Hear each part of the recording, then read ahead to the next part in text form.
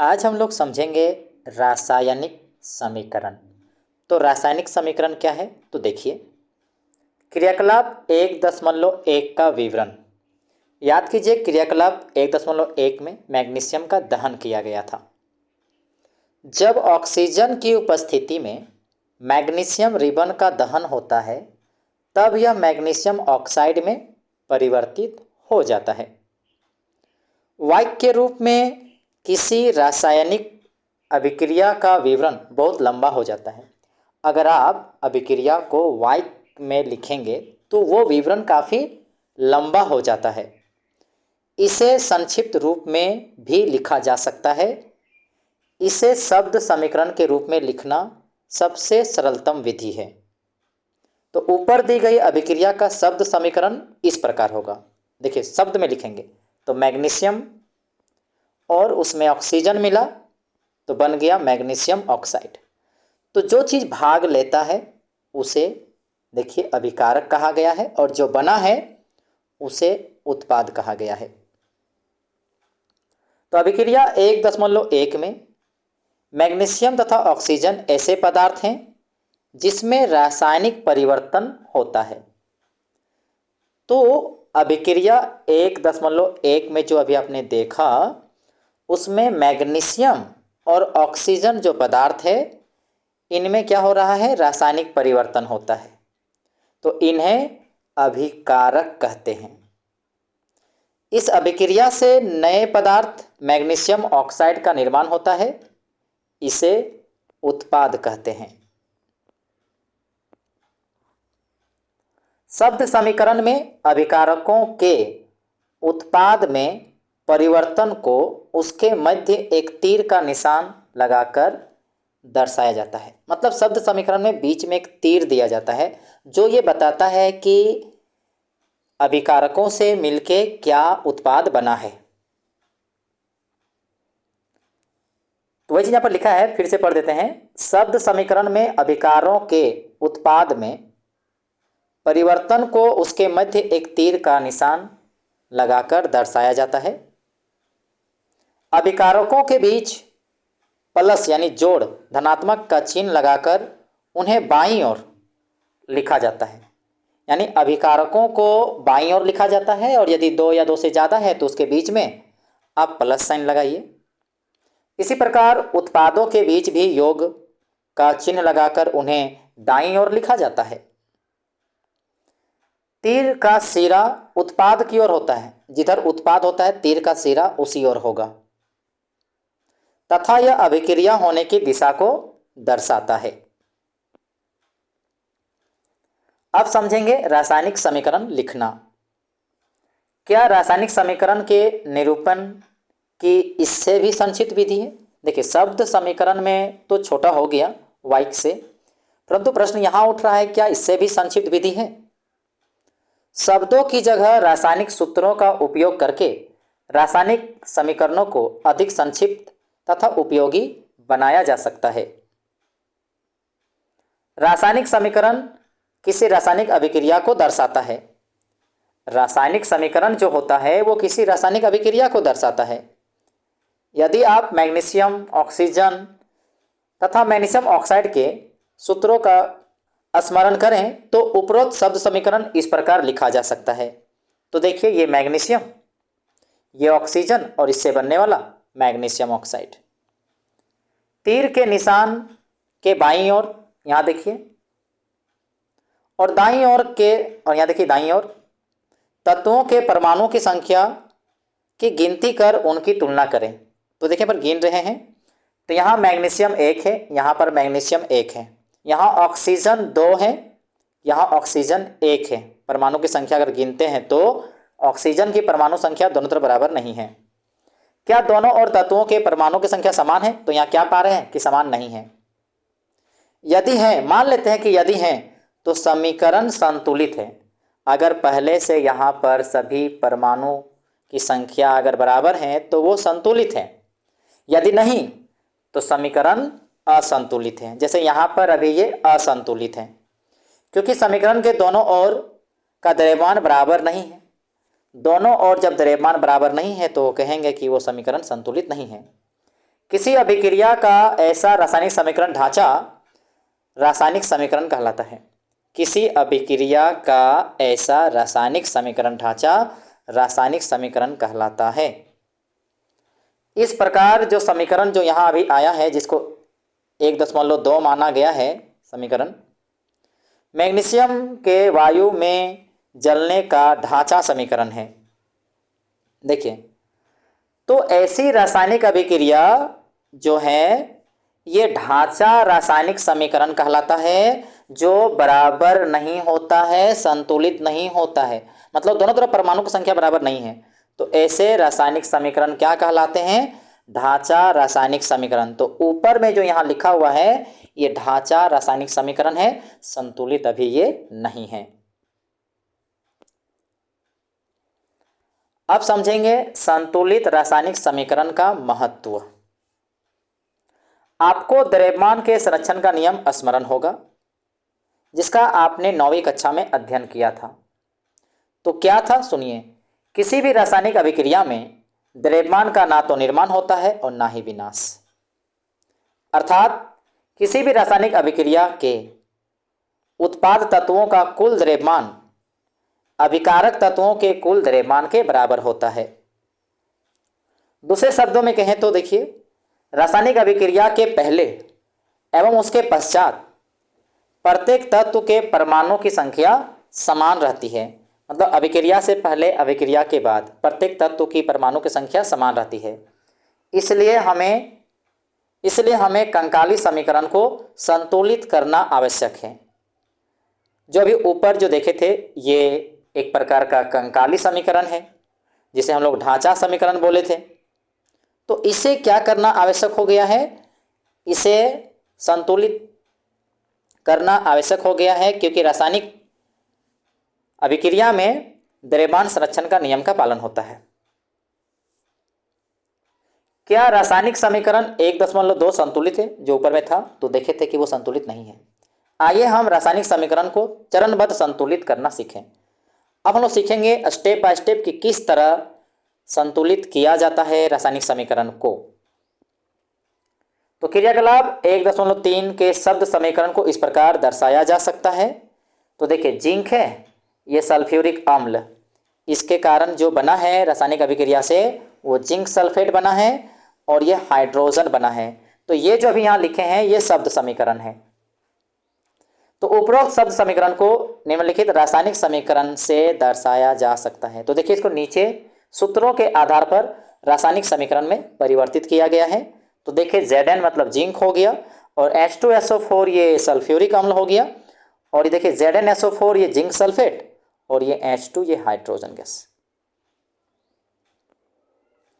आइए समीकरण 1.3 जो यहाँ पर लिखा गया है कि तीर के निशान के दोनों ओर, तो ये जो तीर का निशान है उसके दोनों ओर के तत्वों की परमाणु संख्या की तुलना करें।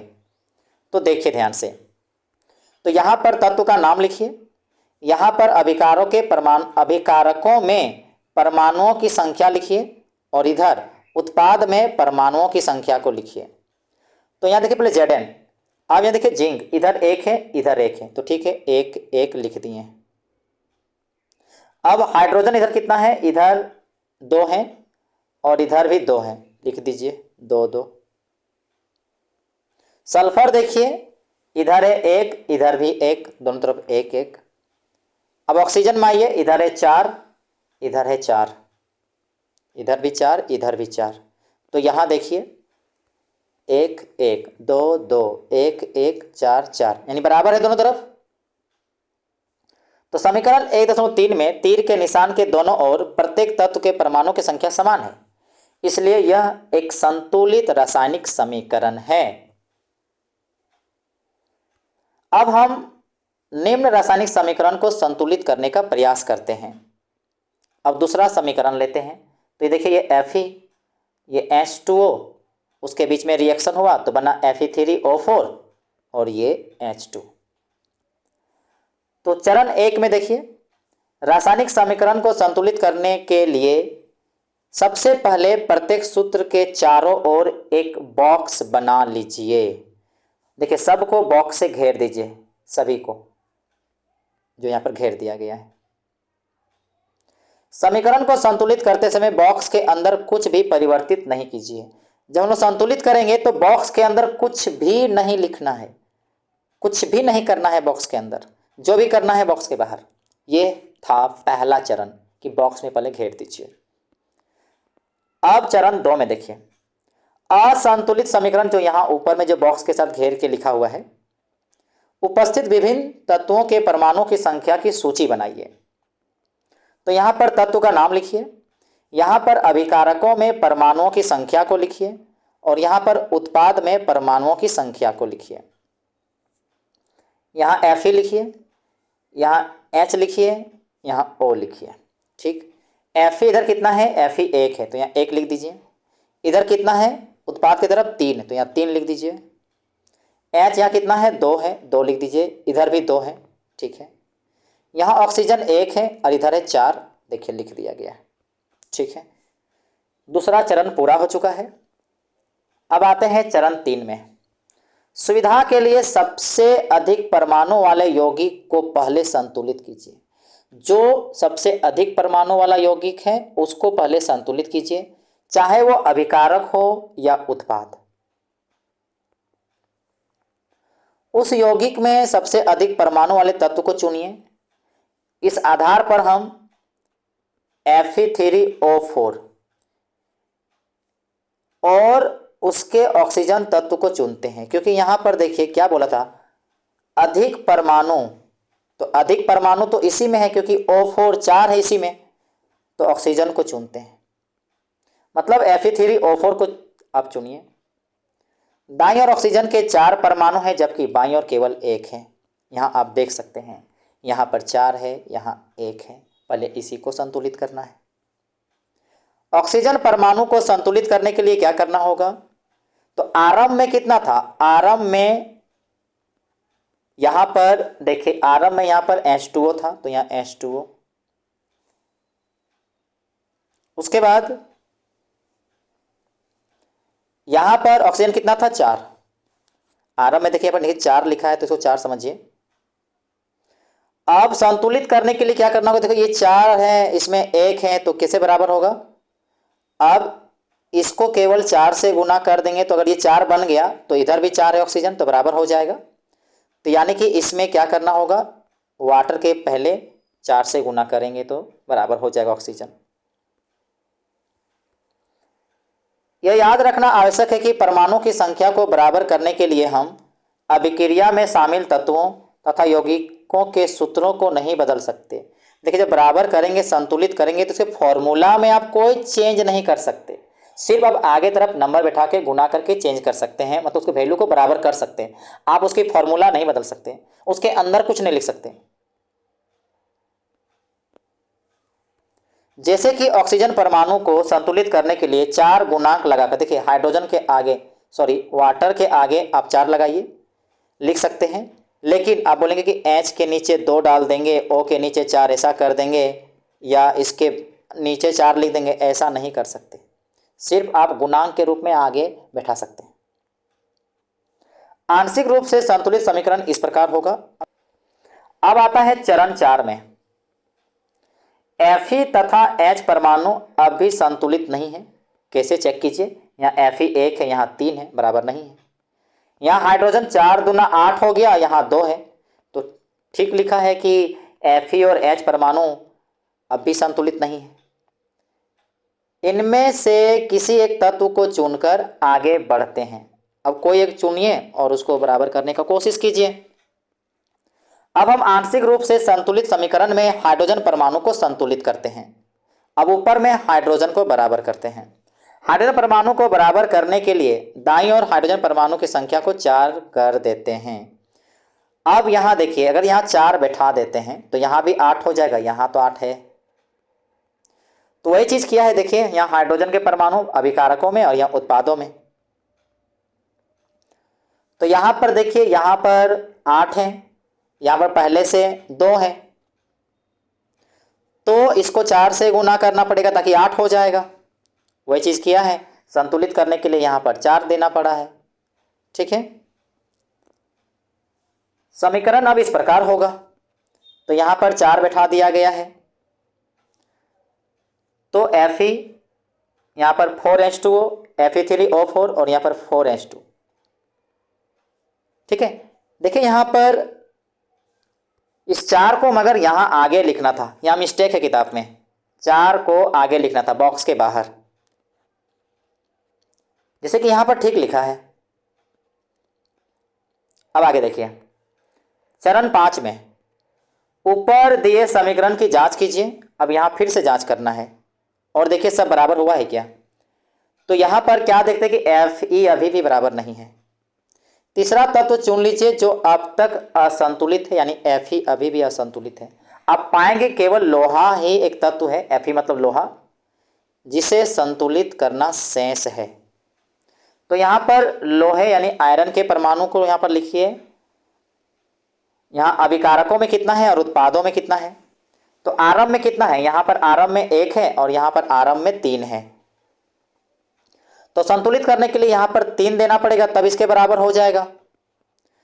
तो वही चीज़ किया है, Fe को संतुलित करने के लिए बाईं ओर Fe के 3 परमाणु लेते हैं। तो देखें यहाँ पर 3 लिख दिया है, इसमें फिर ठीक लिखा है, बॉक्स के बाहर लिखा है। चरण 6, अंत में इस संतुलित समीकरण की जांच के लिए हम समीकरण के दोनों ओर संकेतों के परमाणु की संख्या का परिकलन करते हैं। देखिए फिर से जांचिए सब कुछ बराबर हुआ है कि नहीं। तो Fe3, यहाँ भी Fe3, यहाँ पर हाइड्रोजन 4 दूना 8, जो गुना है तो इसी में काउंट होगा, तो 4 दूना 8, यहाँ पर देखिए 4 दूना 8, ये 4 इसके साथ गुना है तो इसके लिए भी है। ऑक्सीजन 4, तो यहाँ भी 4। अब देख सकते हैं सब बराबर है। तो समीकरण 1.9 में जो अभी यहाँ ऊपर में लिखा हुआ है, दोनों ओर के तत्वों के परमाणु की संख्या बराबर है, अतः यह समीकरण अब संतुलित है। ये जो समीकरण जो देख रहे हैं ये संतुलित है।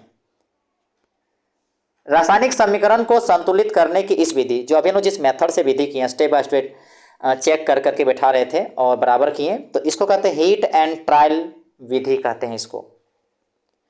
क्योंकि सबसे छोटी पूर्णांक संख्या के गुणांक का उपयोग करके समीकरण को संतुलित करने का प्रयत्न करते हैं।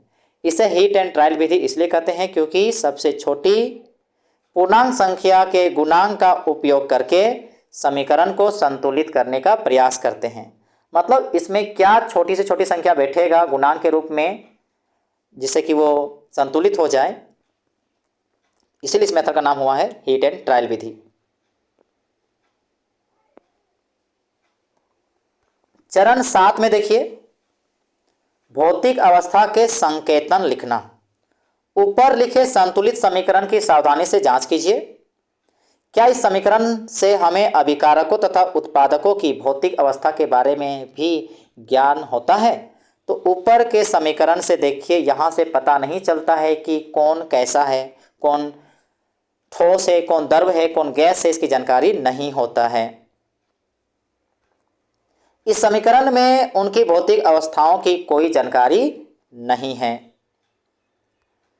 रासायनिक समीकरण को अधिक सूचनापूर्ण बनाने के लिए अभिकारकों तथा उत्पादों के रासायनिक सूत्र के साथ उनकी भौतिक अवस्था को भी दर्शाया जाता है। अभिकारकों तथा उत्पादों के गैस, द्रव, जलीय, ठोस अवस्थाओं को अगर गैस में है तो बगल में G लिखेंगे, अगर द्रव है तो लिक्विड के लिए L लिखेंगे, जलीय मतलब जल मिला हुआ है तो उसमें AQ एक्वस लिखेंगे, और ठोस है तो S सॉलिड से दर्शाया जाता है। अभिकारक या उत्पाद जब जल में घोल के रूप में उपस्थित होते हैं तब हम AQ लिखते हैं। इस संतुलित समीकरण 1.9 इस प्रकार अब लिखेंगे तब इस प्रकार होगा। देखिए ये सॉलिड के रूप में, ये गैस के रूप में, ये सॉलिड के रूप में, ये गैस के रूप में।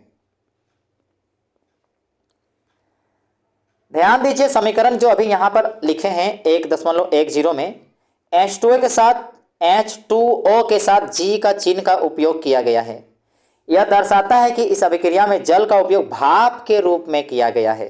क्योंकि G से गैस का इंडिकेट होता है तो आप इसको लिक्विड के रूप में नहीं समझ सकते, ये तब भाप है। प्रायः हर रासायनिक समीकरण में भौतिक अवस्था को शामिल नहीं किया जाता है। हर रासायनिक समीकरण में भौतिक अवस्था को शामिल नहीं किया जाता है। जब तक कि आवश्यक ना हो। आवश्यक पड़ने पर लिखा जाता है, आवश्यक नहीं पड़ता है तो नहीं लिखा जाता है। कभी कभी अभिक्रिया की परिस्थितियां जैसे कि ताप, दाब, उत्प्रेरक, उत्प्रेरक जो रासायनिक पदार्थ जो अभिक्रिया में भाग नहीं लेता किंतु अभिक्रिया की दर को प्रभावित करता है, उत्प्रेरक कहलाता है। तो कभी कभी अभिक्रिया की परिस्थितियां जैसे कि ताप, दाब, उत्प्रेरक आदि को तीर के निशान के ऊपर या नीचे दर्शाया जाता है। जैसे देखिए तीर के ऊपर में देखिए यहाँ पर दाब को दिखाया है 340 एटमॉस्फेरिक प्रेशर। ऊपर देखिए सूर्य का प्रकाश, क्लोरोफिल चाहिए, 1.2 को संतुलित कर सकते हैं तो 1.2 में आते हैं हम लोग यहाँ शुरुआत में 1.2। तो यहाँ देखिए इसको संतुलित करना था तो यहाँ पर 2 बैठाएंगे और यहाँ पर 2 बैठाएंगे तो देखिए संतुलित हो चुका है। इधर भी मैग्नीशियम 2, इधर भी 2, यहाँ ऑक्सीजन 2, यहाँ भी 2, तो ये हम लोग का संतुलित हो गया है।